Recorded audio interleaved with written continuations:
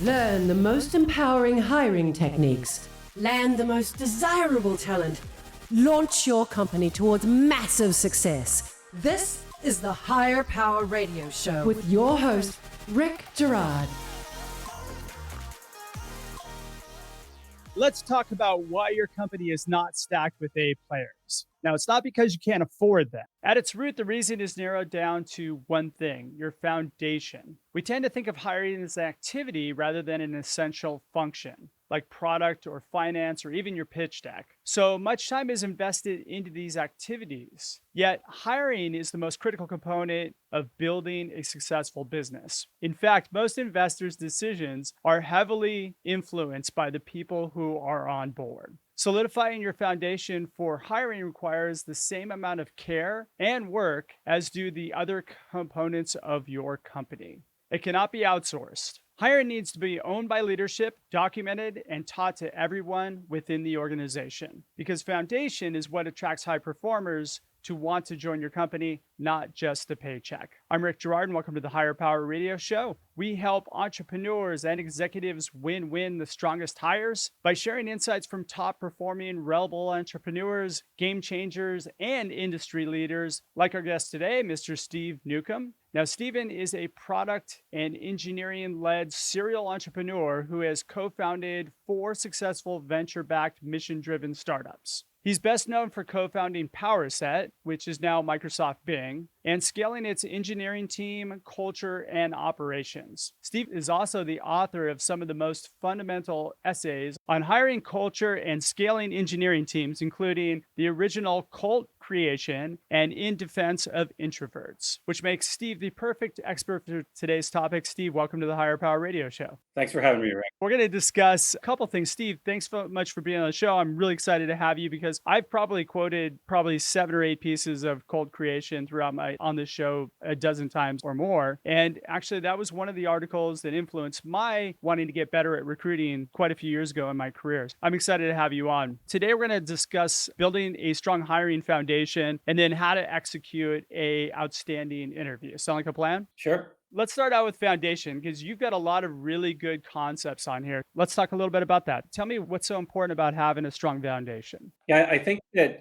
one of the things that, when I hear so many people are thinking about how to hire, they're always talking tactics and how to do this hiring method or that hiring method or use this procedure or that procedure and optimizing flow in an interview. And one of the things that allowed us to build such huge teams at Powerset and my other companies was having a good hiring process and all of that sort of things. But what we really focused on was our foundational elements. It's kind of like do the big things right and everything else becomes easier. And we had a map of 10 things that we wanted to do really, really well. And it actually ended up allowing each of my companies to create its own weather system that attracted great engineers and great technical talent to the company. And these are like 10 foundational principles that I live by in anything that I'm building. And the first foundational principle starts and is often one of the hardest ones, and that is money. Make sure that you are funded by a tier 1 venture capital firm, Andreessen Horowitz, Sequoia, Lightspeed, and your life will get easier fundamentally. And a lot of people sort of like balk at this one because they're like, hey, I'm a brand new entrepreneur. How do I get money from those guys? It's really hard to get money from those. And a lot of people, like when they looked at Powerset or they looked at the other companies, they would hear maybe rumors that I raised $20 million in a week and that everything went perfectly fast and Peter Thiel just cut a check for $1 million out of the blue. But in reality, I spent like a year getting all of that lined up and then maybe 2-3 weeks of meetings where we talked seriously about the deal. And I did that in each and every one of my companies, regardless of where you're from, regardless of who you are. If you have a great idea, those VCs do want to hear from you. And most of them have seed funds. So you can get into Greylock seed fund. You can get into Sequoias, to Lightspeeds, to Andreessens. And if you are backed by a name that's like that, that's incredibly meaningful for people looking for a job because they want stability. They want safety. They want to know that somebody that has thought about this deeply has blessed it in some great way. I also want to know that you're setting them up to win, right? And by going for tier one VC, doesn't that pretty much set your company up to win? It helps a lot. My first startup, I did not go with tier one VCs, and every company I did thereafter, I did. And boy, oh boy, is there a gigantic difference when you get a tier one VC. If you get Andreessen Horowitz, you get the machine of Andreessen Horowitz behind you. They have a recruiting team that helps you, an operations team that helps you, a go to market team that helps you. It is an immense get if you get one of those. So I would rather spend a year prepping my startup and getting ready to nail one of those tier one VCs than jumping the gun and getting done early and just coding and getting things started before you're actually ready to go and get the foundation well laid. So that's number one. Number two is mission. You need a company with a mission. I think it's an incredibly important thing. Each one of my companies that I did, we set out to create a mission. Loudfire was my first startup. We set out to create the first email on a Nokia phone, and we did it, and we got bought by Nokia. My second company, I worked at SRI, the Stanford Research Institute, and we set out to solve voice recognition, and we did that, and that now is the underlying tech behind all of the voice that we use today. My third company was Powerset, which became one of the world's largest search engines in the world, and my fourth company, Famous, rewrote functionally Adobe Photoshop in the browser. So each one of these was something that was a very clear, we are doing this and it matters because it's going to affect billions of people in an incredibly positive way. And you want to create a bus that people want to get on and be part of, and that they're excited to be a part of that movement. The third one, and I talked to a lot of founders about this, a lot of founders, and you've talked to a bunch of them on your podcast, they don't like recruiting. They're like, I want to go code, or I want to work on the product, or I want to do the thing that I like to do. Being a great recruiter is essential to making your life easier and creating a strong foundation. I am naturally a pretty severe introvert, and grew up pretty socially awkward. But I just read book after book after book about how to increase my emotional EQ. And how to talk to people, how to have difficult conversations, how to have conversations and read the room, until I got really, really, really good at becoming a recruiter for my own bus that I was trying to get people onto. Number four, have a product that actually is a novel breakthrough. As I mentioned my four previous companies that I built. I can't say enough about how important it is that your product is something that is a novel invention. It's not that you cobble together a bunch of things that already exist in a new flavor of it. The more your company can be a novel, a new take, something that's fresh, something that came out of nowhere that other people didn't see, the more you're going to attract people to it, because it's that interesting bus that people want to get on. Number five, a product that's going to touch billions of people. Each of the things I just mentioned right now, the tech that I worked on, the products that I worked on, they still exist and they affect billions of people. And when you are working for a company that you know that you are actually affecting planet Earth and the humans that are on it, that sort of bleeds into the mission a little bit. But the more the larger your audience can be that you can create a positive effect on, the more people are going to want to be part of that. Before we go on to 6 through 10, you had mentioned the founder getting really good at recruiting, being comfortable with it. I think I mentioned in the beginning that it's not really anything that you should be trying to outsource right off the bat. Not at all. You can outsource it when your company gets to a certain size, but the fact is that people are joining the company because of you. Yeah, and we're going to talk about that in a whole lot of detail today, because when doing the recruiting, when scaling up a company, you have to be the leader. You have to be. I've noticed that a lot of people see the CEO or the founder or one of the key execs as being the last interview in a process, and I've always made myself the first interview in the process, and that shows respect to the candidate. And it does a whole bunch of things, and we can get into that into like endless detail of why I always go first when I'm meeting a candidate. You also mentioned this concept of being a super A. Let's kind of talk a little bit about that. What is a super A, and why should a founder really strive to be a super A? One of the fundamental equations that I use, and goes in my principles list, is that A players like to hire other A players, B players like to hire C players. This is one of the fundamental equations I wrote back in the original cult creation essay that exploded and got like bazillions of views. And it's an incredibly valuable equation. B players tend to, if you let them interview candidates and you have a B player on your team, they tend to want to hire C players so that they look good. But A players only want to work with other A players. It is a fundamental sort of truism that I've learned about in building teams. And within that category of A players, there's really three types. There's an A player that is just a rock solid, let's take engineering, for example, a rock solid engineer that gets their work done.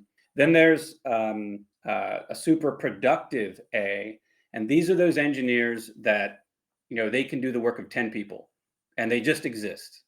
I know plenty of engineers that for some reason they can do the work of many, many engineers because they are just that level of A.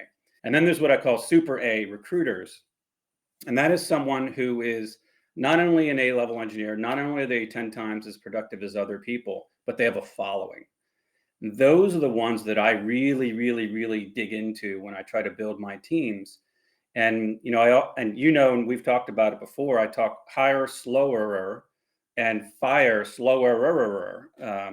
And one of the points about this is that if you focus on getting your first few employees to be those super A's, that are all three types of A's bundled up into one person, but you take 6 months to hire those people. You take a year to find those people. You go after those people relentlessly as one of your first employees.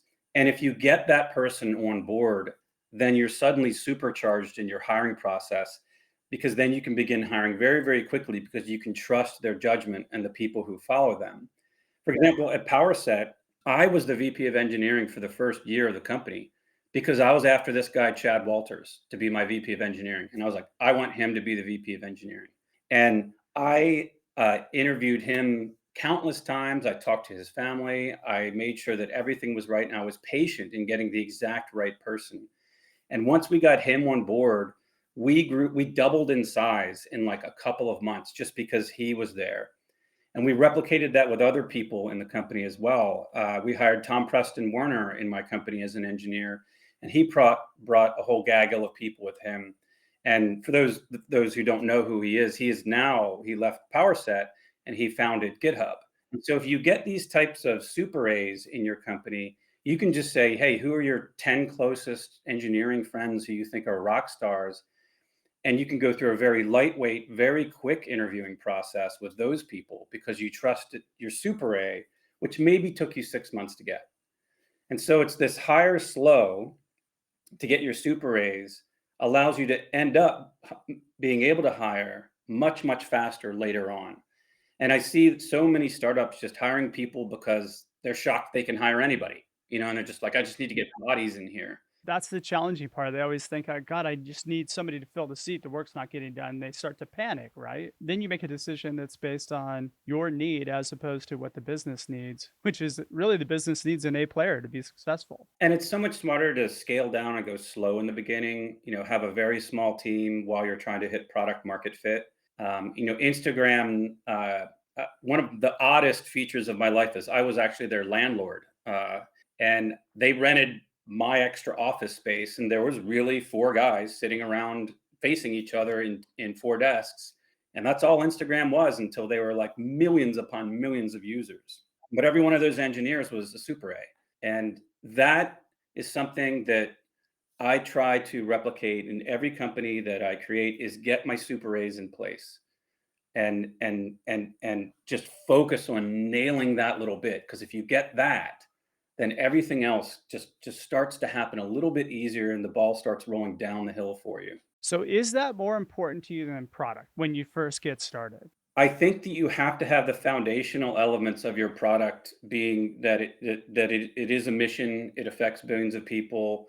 The next foundational piece is that it's technology that engineers would enjoy working on.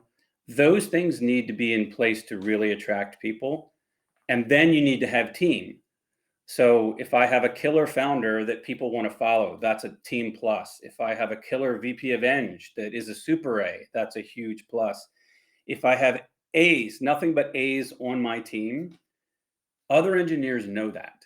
We had engineers interviewing at Famous and at Powerset that they would get partially through the way the interviewing process, and they would say, "Hey, I know I'm a B player. I can't work here. I'm just going to exit the process because I'm not as good as you guys. I can see it already." And then when we had A players who were going through the process, they would just get, they were like foaming at the mouth to work at the company because they're just like, "Oh my God, there's nothing but A players here." It's so powerful too. It's such a powerful recruiting tool. Yeah, and we used like good recruiting processes to basically show the candidate we are nothing but A players here. And the whole entire process, we had a mantra that was treat everyone like gold. And in that process, the entire interview process was crafted to basically say, we're an A player. Are you? Because if you are, then we want you to join us. But if you're not, just please bow out of the process. And that's so powerful. You're listening to the Higher Power Radio Show. I'm your host, Rick Girard. For our podcast listeners, we're going to take a quick educational moment from our sponsors. Hey, check out stridesearch.com. There you'll find additional content and resources on how you can find your copy of Healing Career Wounds, be your guide to landing the strongest talent. Our guest today is Steve Newcomb, and Steve is sharing with us some of his fundamentals right now on how you can build the strongest organization within that you possibly can. So on the foundational components, did we leave any out yet, Steve? Yeah, so we had money, mission, well-known founder or founder worth following, product with a novel breakthrough, product that touches billions of people, product that is interesting to A-level engineers. At Famous, we were building a 3D rendering engine in JavaScript.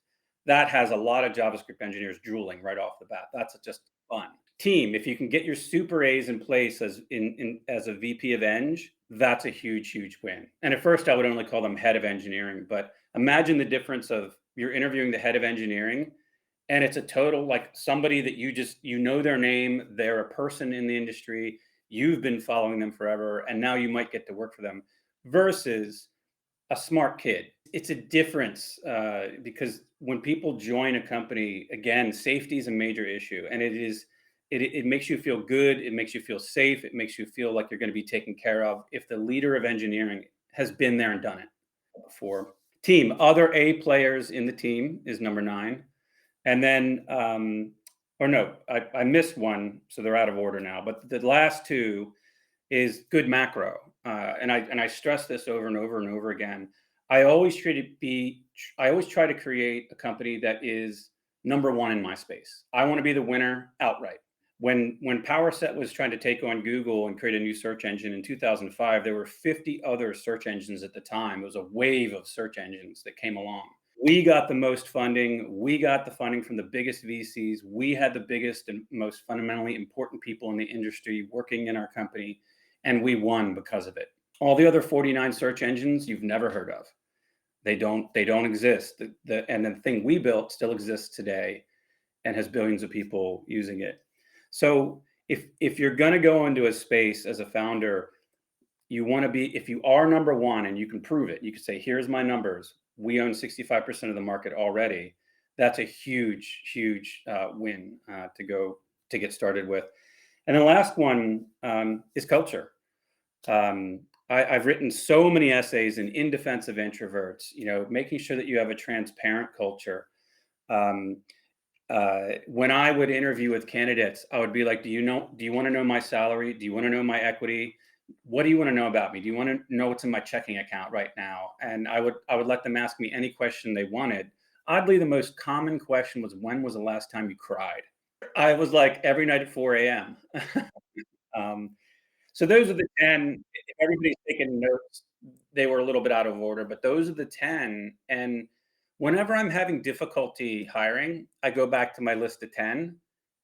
And I'd rather work on that list of 10 than beat my head up against the wall trying fancy recruiting tactics. Because if I'm having trouble, it's one of those things is wrong. Well, let's talk a little bit about the interview, because I think this is where a lot of us probably fail. So you have a really unique approach to how you conduct an interview. So I come in to interview for you or with you. How does it run? So Being an introvert and having come from a place where I started as a socially awkward person, I struggled in interviews. Um, I know so many people that they're player B when they go in to do an interview. They're not themselves. And nowadays, I've been on camera so much, I've been on stage so much, I am actually the spaz that I am all the time, and I feel comfortable with that. But so many people go into an interview and their brain turns into spaghetti mush. And I passionately feel for these people because some of the most brilliant people in the world can be socially awkward, or they have, they're when they get into an interview, they just cannot think the way that they normally do. And so we got together and we said, how can we create a process that puts them in a state of comfort and changes the power dynamic in an interview? It's a horrifying power dynamic. You're staring at the person across from you, saying, "This person holds my future in their hands. They can say yes to me, or they can say no." And it actually has a very real and very powerful impact on my life. And I get 30 minutes to impress this person.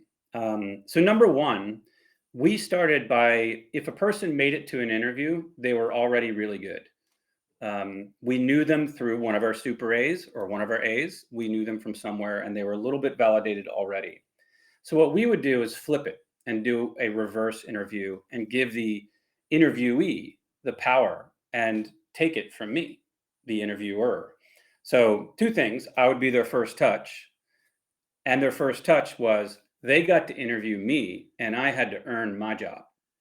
And this is a fascinating process because it suddenly they understand for the next 30 minutes to an hour, however long they want to interview me, they own the power and they are not being interviewed at all. It's just me. And it's an interesting and wonderful experience to go through it, for several reasons. One is, every founder or executive that tries this method should earn it. They should be a leader that is in service of their team, not a leader that they expect their team to service them. And I'm a big believer in service-oriented leaders. So when they begin interviewing you, they relax because they're not being interviewed anymore. And usually the first couple questions are quirky and funny and like they don't know what to ask. But after a while, they'll relax and they'll start asking you real questions. And the more they pull on that thread of realizing, like, oh my God, I was able to ask that question. Maybe I'll ask more questions. Um, And you give them preparation on this before they come in, right? You let them know, hey, you're going to be interviewing me. no, we do not. We know they know that they're going to be talking to me first, but they do not know that we're going to do a reverse interview, because what we don't want people to do is prepare fake answers, or as so many people do nowadays, is watch YouTube videos on how to nail your Facebook interview, how to nail your Google interview. And everybody just memorizes the process to nail the process that Google and Facebook created. But when you do this, it tells you immediately whether the person did any research at all on your company. Because if you get a blank stare and they're just like, I actually don't know what your company does, that's an immediate, well, thank you for your time. It's not a fit if you haven't done any research on our company, and you move on. But those you will be shocked when you see the quietest person will have done an immense amount of research on you and your company, and they have very good questions. And the more you let them know they're allowed to ask tough questions, the tougher the questions get. And that's when I know I got somebody worthy on the line that wants to join my bus. Because if you remember, the way I'm talking to this person in the first place is somebody who I know is a super A recommended them. So they've got the chops for the job. What I really want to know is, do they belong on my bus? And and as you're going through this process, what we would do at the very end is say, hey, we wrote this in defense of introverts essay that I wrote. One of the things is radical transparency. And one of the things we do at the end of that interview is tell people, here's some questions that everyone should have the right to ask a startup that they are fearful of asking, such as, how much money is in the bank of the startup? How much money did you raise? At what valuation? How's your cap table? Do you have enough options in your employee options pool to give to your employees? Do you pay at the 50th percentile or the 90th percentile? Can you prove that? Do you pay all level 3 engineers the same, or do I have to negotiate with you? And we walk them through all the questions we know that they want to ask, but they don't know whether or not they have permission to ask. And we ask it for them for the last 15 minutes. See, I think this is a really powerful tool, especially if you're a newer entrepreneur and you really don't know what to ask. To be able to flip it around and have the other person interview you and you have to earn your job, that's attractive to a high performer. Yeah, and one of the benefits of going first and having me go first is let's assume the person has technical chops. The most important thing that a COO or a CEO needs to do is to align their team with the mission, the vision, and the values of the company. But when I'm doing the reverse interview, what I'm really doing is mission, vision, and culture interview. I'm seeing if I want them on my bus. I don't want prima donnas. I don't want the bro club that exists in so many startups. I'm super passionate about creating positive, diverse cultures in companies where people are like-minded and they share the values of that diversity and the values of empowerment and the values of positivity. If someone is a brilliant engineer but they're a jerk, I don't want them. And I don't want to waste my engineering team's time of having them interview that person, because most engineers won't interview for culture. They'll interview for technical chops. And so I don't want to let anyone even interact with my engineering team until I already know that they belong on the bus. And it's orthogonal to normal thinking, but I make it harder to get a job. I know everybody's saying it's you've got to make yourself accessible as a company. You've got to pay like high salaries. You've got to do all these things to attract people. I invert it. If I have a good foundation, I invert the whole process, and I'm trying to say, hey, we don't hire most people that come in here. You need to be an A player, and you need to be aligned with our values. And that's why I do the reverse interview first. It tells me all that I need to know. It also gets you to the truth of who that person is. Yeah. Whereas a lot of times what ends up happening is we just do technical skill questions and we try to gauge whether or not somebody could do the job, but never pay attention to cultural fit. We're getting pretty close on time right now. What would be 2 or 3 key takeaways you can give the audience that could plug into their business today? Number one, get your foundation laid, do the big things right, and the rest of your life will become easier in hiring. And if you're having trouble with hiring, go back to those foundational principles and get them right before hitting the gas pedal on hiring.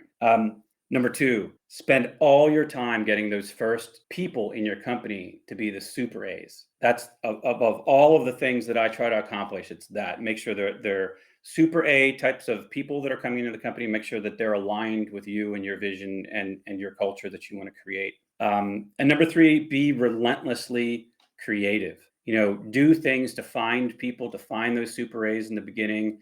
We used to write little bots in IRC channels to see which engineers were said thank you to the most. And then we would go to those engineers because we knew that those were the most knowledgeable engineers in the IRC channel. That's one idea of 100 that we would do to try to find these A's in the beginning. And take your time. Don't scale up before you hit product market fit. If it takes you 6 months or a year to get those first 4 super A's, that's fine. That is such great wisdom. Steve, thanks so much for sharing that with our audience. And I want to welcome you to the Higher Power Radio community. Now, what would be the best way in which members of our audience could find you, follow you, what have you? I'm at Steve Newcomb on Medium, and that's where I write all my essays. And I'm at Steve Newcomb on Twitter. And that's where I believe I have 22,000 followers in one tweet. So I don't tweet often on there, but I think I'm going to start tweeting.